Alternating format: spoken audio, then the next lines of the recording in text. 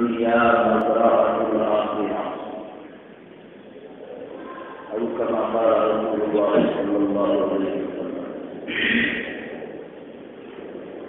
میرے محترم بزرگوں اور بھائیوں اور میری ماں اور بہنوں، اللہ تعالیٰ سبحانہ نے انسان کو دنیا کے اندر اس لیے بھیجا کہ یہ دنیا میں رہ کر کے اپنی آخرت کی تیاری کرے. دنیا میں آنے کا مقصد یہی ہے. جتنے بھی انسان دنیا میں آئے اور جتنے بھی انسان دنیا میں موجود ہیں اور جتنے بھی انسان آگے قیامت تک آئیں گے، اللہ تعالیٰ سبحانہ نے تمام انسانوں کو دنیا کے اندر اسی لیے بھیجنے کا فیصلہ فرمایا ہے کہ وہ دنیا میں رہ کر کے اپنی آخرت کو بنائیں، اپنی آخرت کی تیاری کریں. اس لیے کہ اصل زندگی جو ہے وہ آخرت والی زندگی ہے. دنیا کی زندگی تو یہ دکھوں میں، پریشانیوں میں، بیماریوں میں، راحتوں میں، جیسے کہ وہ یہ دنیا کی چند روزہ زندگی تو کٹ جائے گی، لیکن ہمیشہ ہمیشہ والی زندگی اصل زندگی وہ ہے. کتنے خوش نصیب ہوں گے وہ انسان جو اس دنیا کی چند روزہ زندگی میں ایسے نیک عمل کر لیں اور ایسے نیک عمل کر کے دنیا سے جائیں کہ ان کا پروردگار، ان کا مالک، ان کا خالق، ان کا اللہ ان سے راضی ہو، اور پھر یہ لوگ ہمیشہ ہمیشہ کے لیے جنت میں رہیں. میرے بھائیوں، اسی وجہ سے جتنے بھی انبیاء علیہ السلام اس دنیا کے اندر آئے، کسی نے بھی اس دنیا سے لو نہیں لگایا. جتنے بھی اللہ کے محبوب پر گزیدہ بندے دنیا کے اندر آئے، انہوں نے کسی نے بھی دنیا سے لو نہیں لگایا. دنیا میں رہے، دنیا میں رہ کر کے دنیا کی جو ضرورتیں تھی، دنیا میں رہ کر کے وہ ضرورتیں پوری کی، لیکن اپنے اخلاق کو کبھی نہیں بھولے اور کبھی انہوں نے دنیا سے لو نہیں لگایا. دنیا کو اپنے دل کے اندر داخل نہیں کیا. دنیا میں رہ کر کے کھایا بھی ہے، پیا بھی ہے، سوئے بھی ہیں، ہنسے بھی ہیں، اپنے کام کاج بھی کیے، لیکن دل سے باہر یہ تمام چیزیں ہیں، دل کے اندر ان کو جگہ نہیں دی.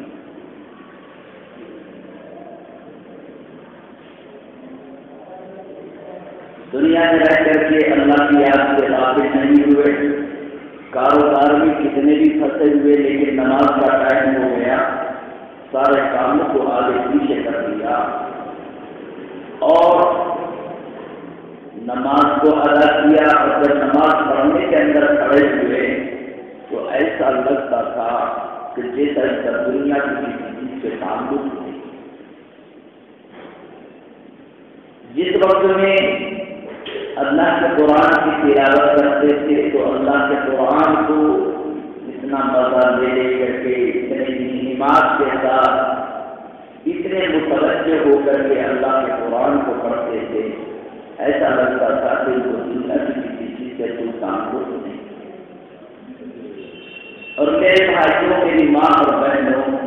مومن کی اصل زندگی یہی ہے کہ جب نماز کا ٹائم ہو،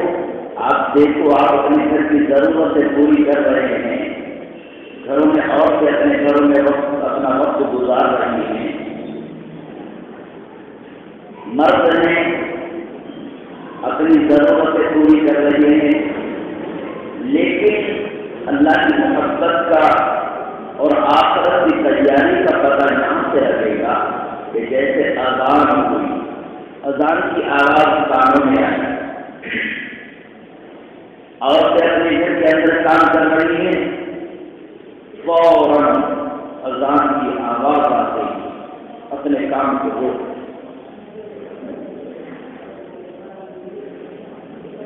اذان کی آواز کانوں میں آئی،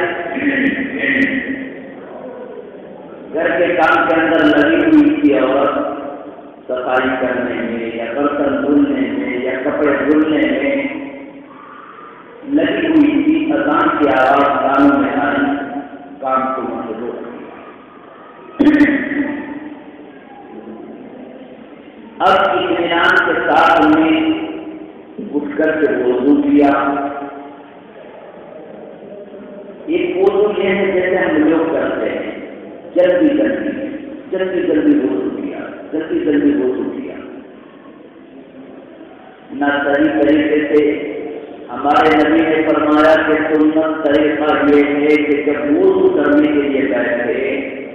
اگر جگہ ہو تو قبلے کی طرف رخ کر کے بیٹھے، اور 3 مرتبہ اطمینان کے ساتھ میں ہاتھ دھوئے، اطمینان سکون کے ساتھ وضو کرے۔ اس کے بعد میں پھر منہ میں پانی ڈال کر کے کلی کرے، کلی کرنے کے بعد اب اطمینان سے مسواک کرے، مسواک کرے، اچھی طرح سے مسواک کرے۔ مسواک کرنے کے بعد میں پھر اچھی طرح سے کلی کر کے ناک میں پانی ڈالے، ناک میں پانی ڈالنے کے بعد میں بائیں ہاتھ کی چھوٹی انگلی سے ناک کے نرموں کو صاف کریں اندر سے، پھر 3 مرتبہ ناک کے اندر پانی ڈالے، 3 مرتبہ ناک میں پانی ڈالے۔ اس کے بعد میں پھر 3 مرتبہ چہرے کو دھوئے، پیشانی کے بالوں سے تھوڑی کے نیچے تک اطمینان کے ساتھ میں، بال برابر میں خشک نہ رہے، پورے چہرے کو اچھی طرح سے دھوئے۔ مرد ہے تو اپنی گاڑی کے اندر انگلیاں ڈال کر کے علاج کرے تاکہ بالکل جڑوں میں پانی پہنچ جائے۔ 3 مرتبہ اچھی طرح سے پیشانی کے بالوں سے لے کر کے تھوڑی سی نیچے تک اپنے پورے چہرے کو دھوئے۔ یہ کیا، اس کے بعد میں پھر اپنے پہلے داہنے ہاتھ کو اچھی طرح سے دھوئے اور 3 مرتبہ پانی بہائے داہنے ہاتھ سے، پھر بائیں ہاتھ کو اسی طرح 3 مرتبہ پانی بہائے، پورے سر کا مساج کریں۔ دیکھو یہ ہے وضو کا طریقہ اطمینان سے، اور ہم لوگ وضو کرنے کے نام سے بیٹھے جلدی پانی دے کر کے بتا جلدی نماز میں دل کیسے لگے گا؟ جو ہمارا نماز میں دل نہیں لگتا، نماز پڑھنے میں طبیعت متوجہ نہیں ہوتی، نماز پڑھنے میں رونا نہیں آتا، نماز پڑھنے میں سبحان ربی العظیم سبحان ربی الاعلیٰ کہنے میں ہمارا دل نہیں لگتا، نماز پڑھنے میں سبحان اللہ پڑھتے ہوئے ہمارا دل نہیں لگتا، الحمد شریف پڑھتے ہوئے ہمیں رونا نہیں آتا، اس کی بڑی وجہ یہ ہے کہ ہمیں جیسے وضو کرنا چاہیے تھا اطمینان سے، ہم نے اس طرح سے وضو نہیں کیا۔ نماز پڑھنے کے لیے وضو تو پہلے نمبر کی چیز ہے، جتنے اطمینان کے ساتھ سکون کے ساتھ سنتوں کی رعایت کر کے جتنا وضو کا اہتمام کیا جائے گا اور اس کے بعد میں پھر آدمی نماز پڑھے گا، سبحان اللہ، اس کا دل نماز پڑھنے میں بھٹکے گا نہیں، اس کا ذہن اس کا دماغ ادھر ادھر نہیں جائے گا، اس کے دماغ میں ادھر ادھر کی باتیں نہیں آئیں گی، جب اطمینان و سکون کے ساتھ میں آدمی وضو کرے گا سنتوں کی رعایت کرے گا۔ لیکن میرے بھائیوں، میری ماں اور بہنوں، ہمیں تو چیزوں کا خیال نہیں ہے، نماز ہے نا،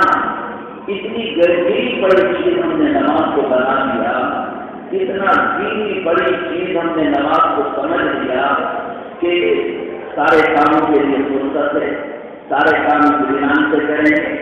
سارے کام سکون کے ساتھ میں کریں۔ آج جب وضو کرنے کا نمبر یا نماز پڑھنے کا نمبر آئے گا، اللہ ہمارے گناہوں کو معاف۔ وضو کرنے کے ٹائم سے دیکھو تو وضو کتنی، وضو کرنے سے چہرہ اگر تھوڑا خشک رہ گیا، ہاتھ دھل رہے تھے کمی اور کمی، ہاتھ دھلنے کے بعد جو برابر میں خشک رہ گیا تو وضو ہی نہیں، جب وضو نہیں تو نماز نہیں۔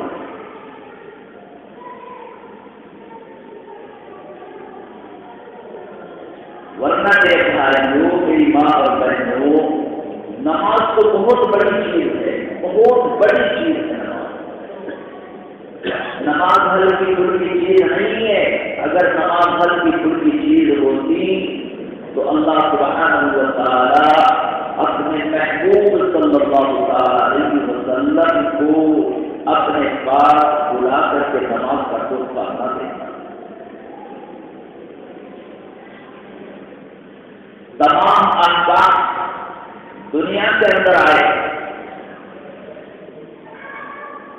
تمام احکام دنیا میں نازل ہوئے، یہ احکام آئے، یہ آیا، یہ آئے، یہ آئے، تمام احکامات زمین کا ہے، لیکن نماز اتنا مستقل شان پرندہ ہے، اتنا مستقل شان پرندہ ہے کہ جب نماز کا نمبر آیا تو اللہ پاک نے سیدنا جبریل امین سے یہ نہیں فرمایا کہ میرے حبیب، میرے محبوب سے کہہ دو کہ ہم نے تمہاری اولادوں پہ 5 ٹائم کی نماز فرض کی، تمہارے اوپر 5 ٹائم کی نماز فرض ہے۔ نہیں، اللہ پاک نے اپنے حبیب کو، اپنے محبوب کو، حضرت فاطمہ الزہرا کے ابا کو اپنے پاس میں بلایا، عرش اعظم پہ بلایا، اور اپنے حبیب کو عرش اعظم پہ بلا کر کے پھر اللہ سبحانہ و تعالیٰ نے یہ نماز کا تحفہ اپنے حبیب کو اپنے پاس میں بلا کر کے عطا کیا۔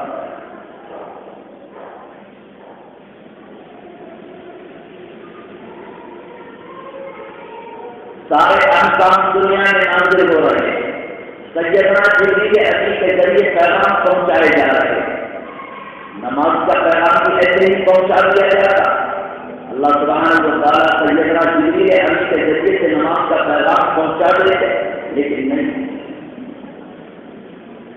جب نماز کا تحفہ دینے کا نمبر آیا، اللہ نے اپنے حبیب کو اپنے پاس میں بلایا، اور اپنے پاس میں بلا کر کے رب ذوالجلال نے اپنے حبیب کو نماز کا عظیم المرتبہ تحفہ، اپنے حبیب کو نماز کا تحفہ عرش اعظم پہ عطا۔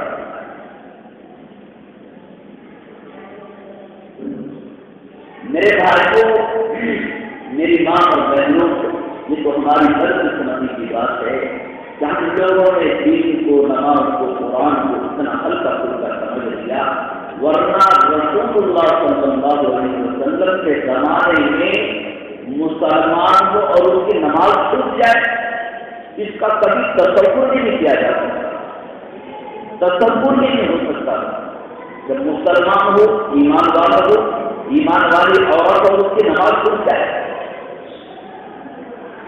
مسلمان نہیں، منافقین وہ بھی نماز نہیں چھوڑتے تھے، بلکہ اگلی صف میں جماعت میں بیٹھا کرتے تھے۔ منافقین وہ بھی نماز نہیں چھوڑتے، مسلمانوں کی تو بات چھوڑ۔ اور آج گھر میں 5 آدمی ہیں، چاہیے تو 5 کے 5 بے نماز نہیں، گھر میں 8 آدمی ہیں،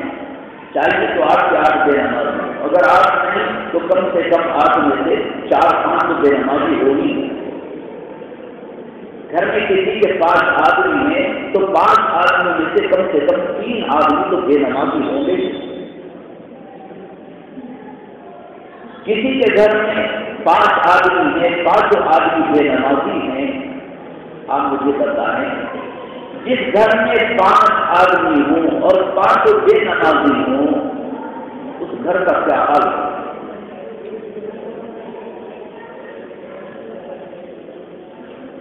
میرے بھائیوں، 5 آدمی اور 5 کے 5 بے نمازی،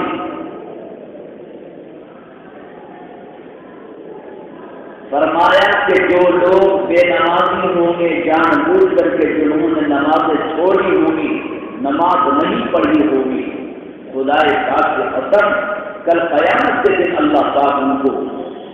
قارون، شداد، نمرود، فرعون، حامان، ابو جہل، امیہ بن خلف، اللہ پاک ان کے سامنے ان لوگوں کو کھڑا کرے۔ اور یہ لوگ کون ہیں؟ یہ لوگ وہ ہیں جو جہنم کے سب سے نیچے طبقے کے لوگ، جو جہنم میں سب سے نیچے جاتے ہیں۔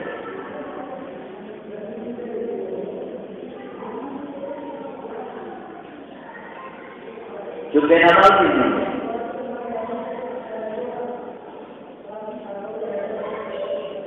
الفرق بین العبد والکفر من ترک الصلاۃ متعمدا فقد کفر، جس آدمی نے جان بوجھ کر کے نماز چھوڑ دی، جس آدمی نے جان بوجھ کر کے نماز چھوڑ دی، چاہے مردوں میں سے ہوں چاہے عورتوں میں سے ہوں۔ رسالت مآب صلی اللہ علیہ وسلم کا فرمان ہے جس آدمی نے جان بوجھ کر کے نماز چھوڑ دی گویا اس نے کفر کر دیا۔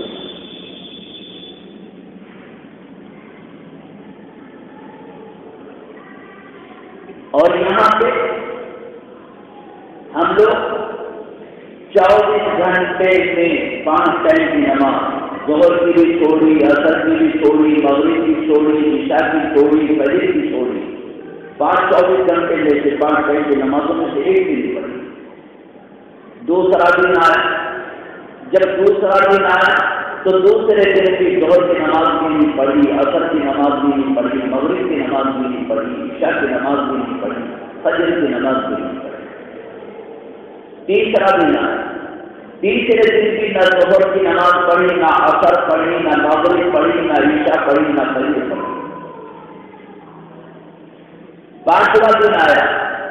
5ویں دن نہ ظہر پڑھی، نہ عصر پڑھی، نہ مغرب پڑھی، نہ عشاء پڑھی، نہ فجر پڑھی۔ چھٹا دن آیا، چھٹے دن بھی ایک ٹائم کی نماز نہیں پڑھی۔ 7واں دن آیا، ایک ٹائم کی نماز نہیں پڑھی۔ آپ دیکھو کیا ہوگا۔ خدا پاک کی قسم اللہ کے نبی نے ارشاد فرمایا ہے کہ کل قیامت کے دن جب لوگ اپنی قبروں سے اٹھیں گے، کچھ لوگ وہ ہوں گے جن کی شکلوں کو اللہ سوروں کے جیسی بنا دے، ان کی شکلیں کل قیامت کے دن 12 قسم کے لوگ ایسے ہوں گے جو اپنی قبروں سے اٹھیں گے۔ اللہ کے نبی نے حضرت معاذ بن جبل رضی اللہ تعالیٰ عنہ سے فرمایا، اے معاذ کل قیامت کے دن کچھ لوگ اپنی قبروں سے اٹھیں گے تو ان کی شکل و صورتیں سوروں کے جیسی ہوں گی، خنزیر سوروں کے جیسے ان کی شکلیں ہوں گی۔ جب اللہ کے نبی نے یہ فرمایا، معاذ بن جبل گھبرا گئے، معاذ بن جبل بے چین ہو گئے، اور معاذ بن جبل نے فرمایا، یا رسول اللہ میری جان آپ پر قربان ہو جائے، کل قیامت کے دن لوگ اپنی قبروں سے اٹھیں گے اور ان کی شکل و صورتیں سوروں کے جیسی ہوں گی۔ یا نبی اللہ، وہ کون ذلیل لوگ ہوں گے، وہ کون اتنے گئے گزرے لوگ ہوں گے؟ اللہ کے نبی نے فرمایا، یا معاذ وہ لوگ جو اپنی قبروں سے اٹھیں گے اور ان کی شکل و صورتیں سوروں کے جیسے ہو جائیں گی، یہ وہ لوگ ہوں گے جو دنیا میں نماز پڑھا کرتے، جو نماز نہیں پڑھا کرتے تھے، جو نماز کے پڑھنے میں لاپرواہی، سستی، کاہلی کر کے نمازوں کو چھوڑ دیا کرتے تھے، کل جب یہ اپنی قبروں سے قیامت کے دن اٹھیں گے، اللہ ان کی شکل و صورت قبروں کو خنزیروں کے جیسے بنا دے۔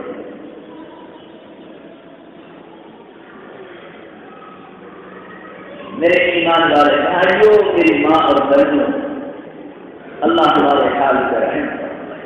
یہ کیا ہے یہ جو آپ دیکھ رہے ہیں، میں بھی دیکھ رہا ہوں کہ میرے گھر میں، آپ کے گھر میں، ہمارے گھر میں، پاس میں، پڑوس میں، چاروں طرف دیکھو، لے دے کر کے گھر میں کوئی ایک دو آدمی، اس کا دکھ کا آدمی، کوئی آدمی نماز پڑھ رہا، لے دے کے کوئی نہیں تو پتا لگا بیٹی، ایک بیٹی وہ بھی بغیر نماز کے پڑھی ہوئی، وہ بھی بغیر نماز کے گئے، بہو ہے وہ بھی نماز نہیں پڑھتی، دوسرے بیٹے کی بہو ہے وہ بھی نماز نہیں پڑھتی، ایک بیٹی اور ہے وہ بھی نماز نہیں پڑھتی، بیٹا ہے وہ بھی نماز نہیں پڑھتا، دوسرا بیٹا ہے وہ بھی نماز نہیں پڑھتا، تیسرا بیٹا ہے وہ بھی نماز نہیں پڑھتا۔ آپ دیکھو، خدائے پاک کی قسم، اگر نبی صلی اللہ علیہ وسلم کی یہ دعا نہ ہوتی کہ اے اللہ میری امت کے لوگوں کو اس طرح کا عذاب نہ دینا، یا ایسے اور امت کے لوگوں کو عذاب دیا تھا، خدا کی قسم ان گھروں میں، جن گھروں میں کوئی نماز نہیں پڑھ رہا، اللہ ان کی شکل و صورتوں کو کسی کی کتے کی بنا دیتا، کسی کی سور کی بنا دیتا، کسی کی بلی کی بنا دیتا، نہ جانے کن شکلوں میں اللہ ان کی شکلوں کو تبدیل کر دیتا۔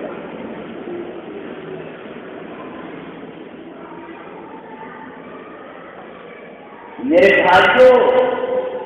میری بہنوں، یہ تو اللہ کے نبی کی دعا کا اثر ہے جو گھر میں سب سے سب انسان نظر آ رہے ہیں۔ یہ تو اللہ کے نبی نے اللہ کے سامنے رو رو کر کے، اللہ کے نبی نے اللہ کے سامنے رو کر کے یہ دعائیں مانگی تھی، ورنہ پہلے کیا ہوا پتا لگا کہ لوگوں نے یہ کمی کی، رات میں سوئے تو صبح میں اٹھے سب سنگر بن گئے، رات میں لیٹے تھے تو انسان تو صبح میں دیکھو تو سب پتھر بنیں گے۔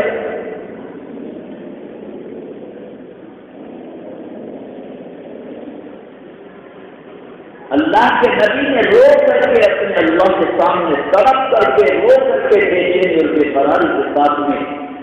اللہ کے نبی نے فاطمہ الزہرا کے ابا نے اللہ سے یہ دعائیں کی تھی، اے اللہ اگر میری امت کے لوگ کوئی گناہ کر لے، میری امت کے لوگ کوئی گناہ کر لے تو میری امت کو اس طرح کے عذاب دے کر کے میری امت کو رسوا اور ذلیل نہ کرنا۔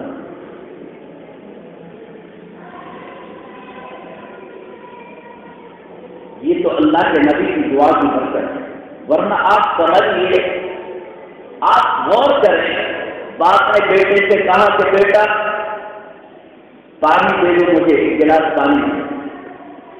بیٹے نے نہیں دیا۔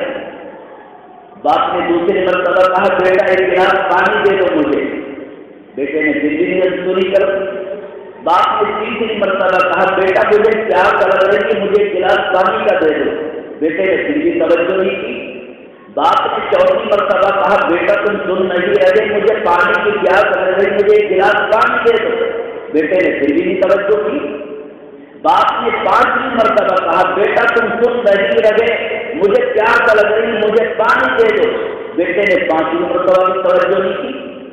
باپ نے غصے میں چھٹی مرتبہ کہا آنکھیں نکال کر کے تمہیں سنائی نہیں دے رہا، میں پانی مانگ رہا ہوں، بیٹے نے پھر بھی انسنی کر دی۔ باپ نے غصے میں کھڑے ہو کر کے ڈانٹا اور ڈانٹنے کے بعد میں کہا کہ ابھی پٹائی کروں گا، تمہیں بار بار کہہ رہا ہوں ایک گلاس پانی کا دے دو، بیٹے نے پھر بھی پانی نہ دیا۔ ایمانداری سے بتاؤ کہ اس باپ کا اس اولاد کے بارے میں کیا؟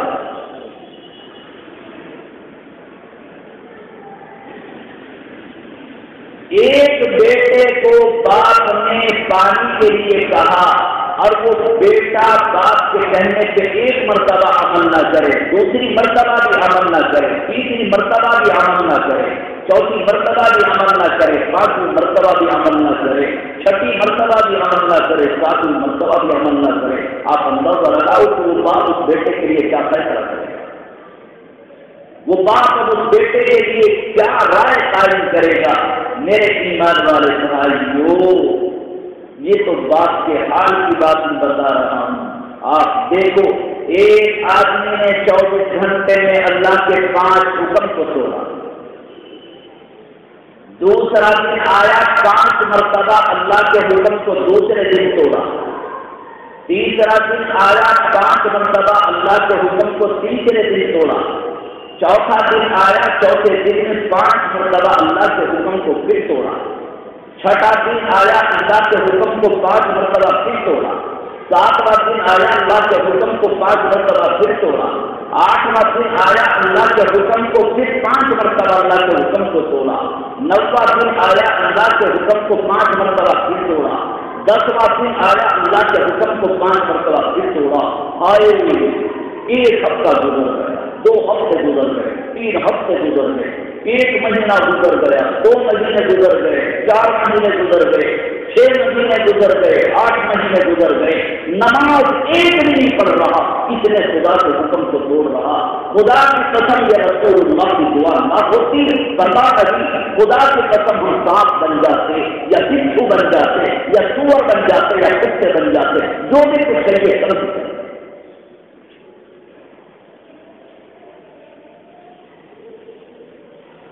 मेरे भाइयों, हमें जर्रा बराबर इसका एहसास नहीं है, हमें इसका एहसास नहीं है। इसी वजह से अल्लाह के नबी ने फरमाया कि जो लोग अपनी मनमानी तरीके से, इस तरीके से आज तो उनको लग रहा नमाज छोड़ दी, 5 टाइम की नमाज छोड़ दी, न खाने में कमी आई, न सेहत और तंदुरुस्ती में कमी आई, न जुबान के बोलने में लड़खड़ाहट पैदा हुई, न कानों के सुनने में फर्क पड़ा, न बोलने में कोई फर्क आया, न दिमाग के समझने में कोई फर्क आया, न पैरों के चलने में फर्क आया, न हाथों के उठाने में फर्क आया, न मुट्ठी को बंद करने में कोई फर्क आया, न दांतों के चबाने में कोई फर्क आया, न सांस के लेने में निकालने में कोई फर्क आया। मेरे भाइयों, यहाँ पता ये लगता है कि खुदा बंदे आलम को अपने बंदे से कदर ताल्लुक है, कदर ताल्लुक है, कदर ताल्लुक है जिसका ठिकाना नहीं है। वरना मेरे दोस्तों, इतनी नाफरमान, इतना नाफरमान, इतना खुदा के हुक्म का तोड़ने वाला काबू, इतना बड़ा बगावत करने वाला, पता नहीं इसका क्या असर हो जाता, पता नहीं अल्लाह इसका क्या बना देता, पता नहीं अल्लाह इसको कई गति मुसीबतों में गिरफ्तार करता। लेकिन है इंसान, जितनी मेरे रब की तरफ से तेरे ऊपर रहमत इनायत करम की बारिश है, उतना ही ना फरमा, उतना ही काबिल चाहिए। तो ये था कि जब किसी एहसान की नवाज निशात की बारिश हो रही है, इतनी बरस रही है, इतनी नाफरमानी के बावजूद बंदा फरमाबरदार होकर के अल्लाह की रस्सी को मजबूती के साथ में पकड़ लेता। लेकिन नहीं, एहसान करा नहीं, खुदा के साथ में बगावत। मेरे भाइयों, इसी वजह से फरमाया कि मरने के बाद में अल्लाह सुब्हानहू व तआला जब कल क़यामत के दिन हिसाब व किताब देगा, और हिसाब व किताब देने के बाद जब इसको इसकी कमियों की वजह से और इसकी नाफरमानियों की वजह से जब इसको अज़ाब दिया जाएगा और अज़ाब में इसको मुब्तला किया जाएगा, और जब अज़ाब अल्लाह का इसको पकड़ेगा कल क़यामत के दिन जब इसको अज़ाब दिया जाएगा और ये रोएगा, तो अल्लाह का गुस्सा ठंडा होने के बजाय और बढ़ गया। अल्लाह को उस वक्त में रहम नहीं आएगा। रहम कैसे आएगा?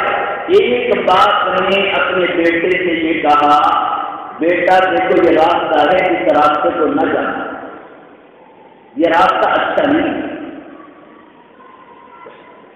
बेटे को बाप ने दूसरी मर्तबा फिर समझाया, बेटा मैंने तुम्हें कहा ना कि इस रास्ते को न जाना, ये रास्ता अच्छा नहीं है। तीसरे दिन बेटे को बाप ने फिर कहा, देखो मैंने तुम्हें उस रोज भी समझाया था, ये जो ये रास्ता है इस रास्ते को ना जाना, कभी तुम इस रास्ते को चल दो, ये रास्ता अच्छा नहीं। 5वें दिन बाप ने बेटे को फिर समझाया, اتفاق سے بیٹا اسی راستے کو جس کو باپ منع کرتا تھا 1 مرتبہ منع کیا، 2 مرتبہ منع کیا، 3 مرتبہ سمجھایا، 4 مرتبہ سمجھایا، بار بار تاکید کے ساتھ کہا اس راستے کو نہ جانا، لیکن وہ بیٹا ادھر کو چلا گیا۔ اور جب وہ بیٹا ادھر کو جائے تو فوراً اس کے سامنے حالات آ گئے پریشان سے۔ اب وہ بیٹا جب بات کے سامنے آئے گا تو اب اس بات کو اس کے اوپر پیار نہیں آنے گا، پیار نہیں آئے گا۔ پیار اس لیے نہیں آئے گا کہ جب میں نے تجھے 1 مرتبہ اتنا سمجھایا تھا، پھر 2 مرتبہ میں نے تجھے بار بار سمجھایا تھا، 3 مرتبہ تاکید کے ساتھ سمجھایا تھا، 4 مرتبہ تاکید کے ساتھ سمجھایا، بار بار تجھے کہا، احساس دلایا، لیکن کیوں نہیں مانا؟ تو اب گھر میرے بھائیوں بالکل اسی طرح سے کل قیامت کے دن اللہ تعالیٰ ان کی بدامالیوں کی وجہ سے جب ان نافرمانوں کو جہنم میں ڈالے گا اور یہ جہنم میں چیخ و پکار کریں گے اور اللہ کے عذاب میں جب جائیں گے تو یہ روئیں گے، آہوازاری کریں گے، اس وقت میں اللہ کو ان کے رونے کو اوپر رحم نہیں آئے گا بلکہ اللہ کا غصہ اور بڑھ گئے۔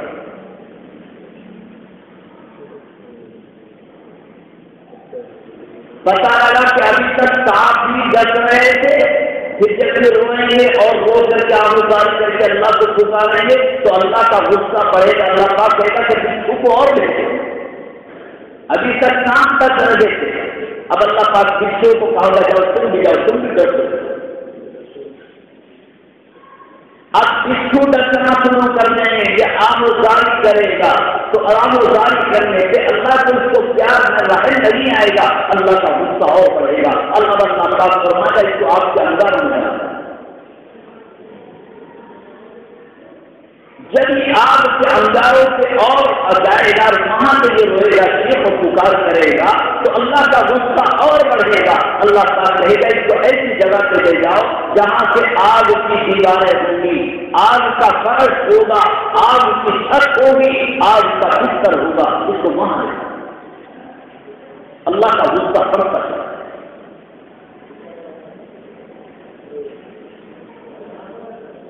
میرے بھائیوں، میری ماں اور بہنوں، آج ہم اپنی منمانی اپنی خواہش کی زندگی گزار رہے ہیں۔ مومن یہ ہے، پکا سچا مومن یہ ہے، پکے سچے مومن کی حالت یہ ہے کہ ایک طرف اپنے گھر کے کام میں لگ رہے تھے اور جنت کی اذان کی آواز آئی، وہی کام کو روک اٹھی، اطمینان کے ساتھ وضو کیا۔ ہمارے نبی محمد صلی اللہ علیہ وسلم نے ہمیں خبر دی ہے کہ جب مومن بندہ اطمینان و سکون کے ساتھ میں بیٹھ کر کے وضو کرتا ہے، اطمینان کے ساتھ وضو کرتا ہے، سنت کا خیال کر کے وضو کرتا ہے اور وضو کرنے کے بعد میں اپنی جگہ سے وہ اٹھتا ہے، اٹھنے پہ کہتا ہے وضو کرنے کے بعد اشہد ان لا الہ الا اللہ واشہد ان محمدا عبدہ ورسولہ اللہم اجعلنی من التوابین واجعلنی من المتطہرین۔ اللہ کے نبی نے فرمایا کہ اس کی زندگی کے جتنے گناہ تھے اللہ نے وہ تمام چھوٹے گناہ معاف کر۔ یہ ہے وضو۔ ابھی تو نماز کی نیت بھی نہیں باندھی اس نے، ابھی تو نماز کے لیے مصلی پہ کھڑی بھی نہیں ہوئی۔ وضو کرنے کو اطمینان اور سکون کے ساتھ وضو کیا، اس وضو کے اوپر یہ اللہ پاک کی طرف سے اتنا بڑا انعام ملا۔ اور جب یہ اللہ کا بندہ، جب یہ اللہ کی بندی اطمینان کے ساتھ میں کھڑی ہو کر کے مصلی پر اب جو اطمینان سے نماز پڑھے گی، یہ اللہ کا بندہ جب اطمینان کے ساتھ میں خوب دل لگا کر کے نماز پڑھے گا، اس نماز کے اوپر اللہ کی طرف سے کیا کیا انعام ملے گا، کتنے بڑے بڑے انعام ملیں گے۔ لکھا ہے کہ جو آدمی اطمینان اور سکون کے ساتھ میں اپنے اللہ کو خوش کرنے کے لیے نماز کی پابندی کرتا ہے اور آدمی ایک نماز پڑھتا ہے، اللہ تعالیٰ اس نماز کو پڑھنے کے بعد میں اس بندے کو جنت میں ایک شہر، ایک مکان عطا فرمائے گا، ایک محل عطا کرے گا، جس محل کے اندر 60,000 سونے کے دروازے ہوں گے۔ کتنے؟ ایک نماز پڑھنے سے ایک اللہ کے بندے نے اطمینان کے ساتھ وضو کیا، اطمینان و سکون کے ساتھ میں نماز پڑھی، اپنے اللہ کو خوش کرنے کے لیے اطمینان سے قیام کیا، اطمینان سے رکوع کیا، اطمینان سے سجدہ کیا، اطمینان سے درود پڑھا، اطمینان کے ساتھ سلام پھیرا، اس طریقے سے نماز پڑھی، اللہ اپنے اس بندے پہ، اللہ اس بندی پہ اتنا خوش ہوتا ہے کہ جنت کے اندر اس کو ایک محل دیتا ہے، اور اس محل کے اندر 60,000 دروازے سونے کے ہوں گے۔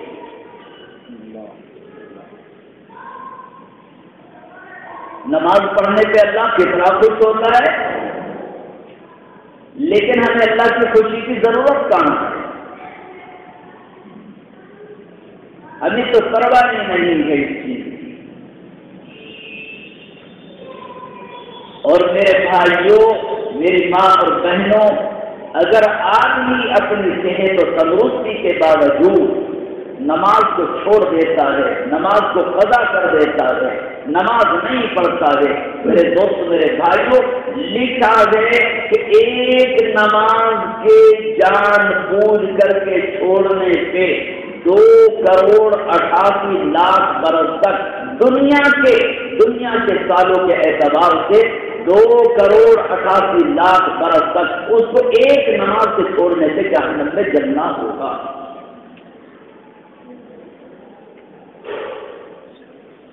انعام اتنا بڑا ہے تو سزا بھی اتنی بڑی ہوگی۔ 60,000 ایک محل میں، اندازہ لگائیے کیسا محل ہوگا، سبحان، جس میں 60,000 دروازے اور وہ بھی سونے، کتنا پھیلاؤ، کتنے کمرے اس کے اندر ہوں گے، کیا کیا اس کے اندر سہولتیں ہوں گی، کتنا وہ عالیشان محل ہوگا۔ میرا رب ایک نماز کے پڑھنے پہ اپنے بندے سے خوش ہو کر کے، اپنی بندی سے خوش ہو کر کے اس کے لیے ایک محل کا فیصلہ کرتا ہے۔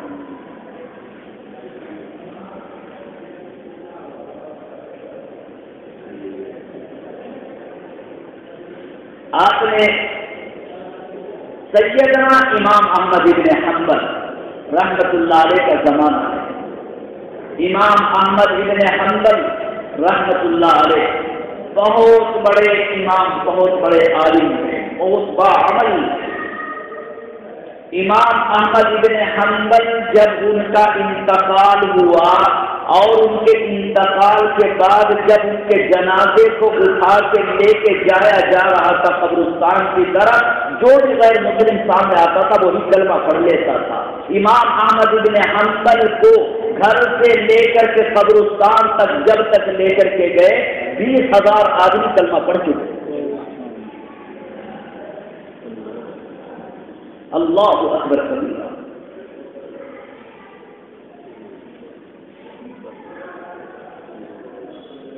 میرے بھائیوں، میری ماں اور بہنوں، اللہ نے جن کو ایمان کی دولت دے دی اور وہ ایمان کو پہچان جائیں، خدا اس بات کی قسم ان کو سب کچھ اللہ نے عطا کیا۔ ایمان مل گیا، جنت میں جائیں گے، سبحان اللہ، سبحان اللہ۔ ایمان مل گیا، ایمان کی برکت سے اللہ جنت میں بھیج دے گا۔ جنات عدن تجری من تحتها الانہار يحلون فيها من أساور من ذهب ولؤلؤا ولباسهم فيها حرير۔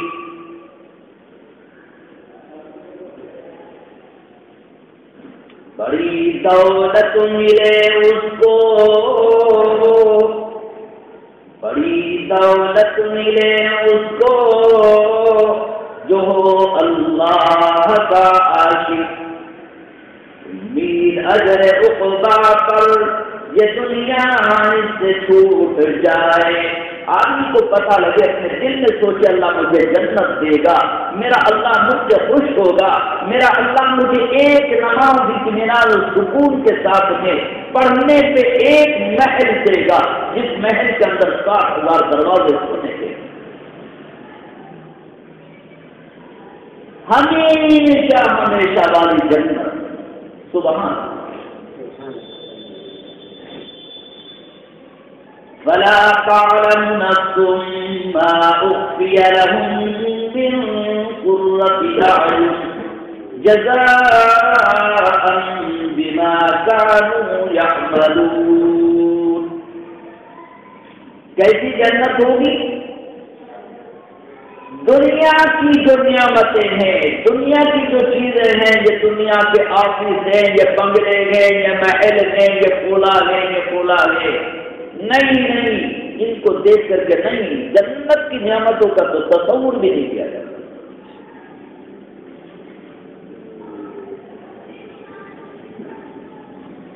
اللہ اکبر، کیسی جنت ہوگی وہ اللہ کی وہ کیسی جنت